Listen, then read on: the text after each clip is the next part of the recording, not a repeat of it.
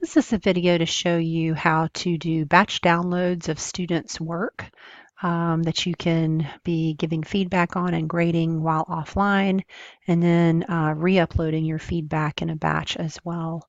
So as you can see, I have my own personal sandbox here. It's my test course that I test things out in, and we've got several students in here. These are just our friends that we like to try things out on here, Cabernet Merlot, Grumpy Cat, and Homer Simpson.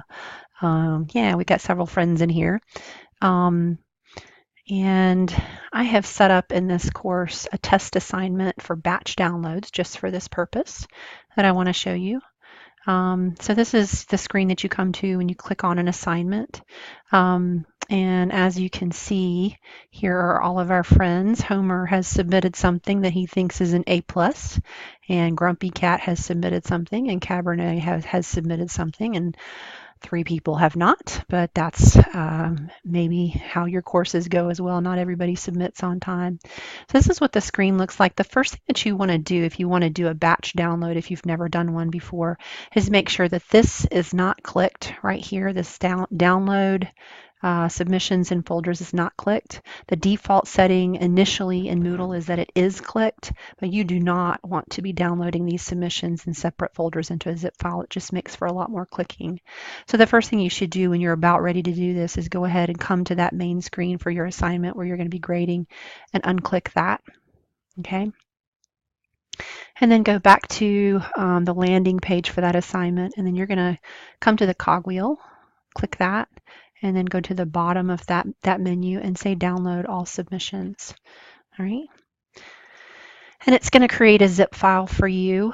I'm going to take this zip file and I'm going to copy everything in it over to a fresh file for myself on my desktop so that I can just be working out of that file for feedback. So I'm going to Control A this, which is for all. And then I'm going to Control C it so that I can copy it. And then I'm going to minimize that. And I'm going to right click on my desktop and I'm going to say I would like a new folder, please.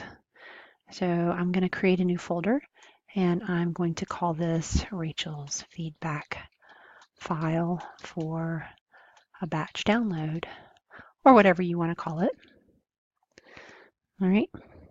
And we're going to click open that file and we're going to click on the white space and Control V it in all of our assignments. So this is going to become our working space for our feedback. All right. Now I'm going to click on one of these, and so here's what Cabernet submitted, and I am going to say feedback here. So let's pretend like that's our feedback that we're giving Cabernet. Oh, let's say that it's to Cabernet. And I'll show you why we're making this specific here later so you can see how it behaves on the other end. I'm going to make that feedback purple just for extra fun. All right, so we've done that. I'm going to click out of that. I'm going to save it. And yes, I'm going to save it as that. Then I'm going to click on the right click on that and rename it to so I'm going to add my initials at the beginning so you know how this one is different from the one that came to us in the download. All right. All right, so we're going to open Grumpy Cat, look at his feedback, and we're going to say again feedback to Grumpy Cat. And just to make this super easy, I'm going to make that purple. I'm going to click out of that, save it, and I'm going to rename this as well. I'm going to rename it RC Grumpy Cat so I can kind of remember who I've graded and who I haven't. And click on Homer again, and same thing, feedback to Homer. Make that purple as well.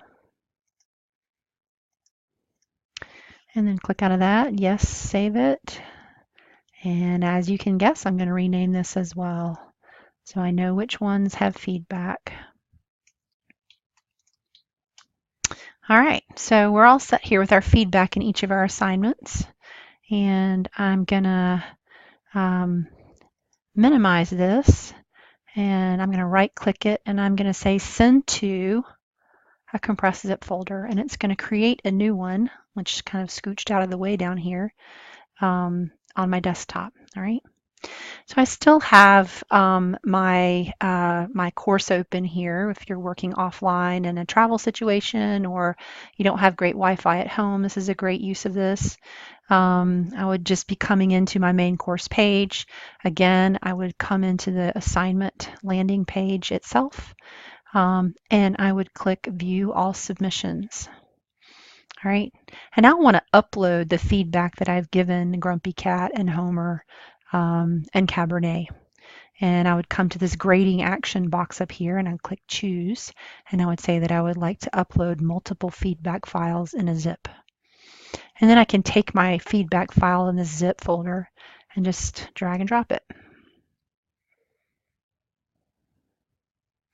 And as soon as this bar is done being just a long blue bar, it's going to look a little bit more like a file as we know it. We're going to click Import Feedback File. And it's asking me or telling me that it's confirmed this zip upload. It's assigned Cabernet's assignment to him with feedback and Grumpy Cats and Homer's. But as you can see, it has not renamed their feedback file.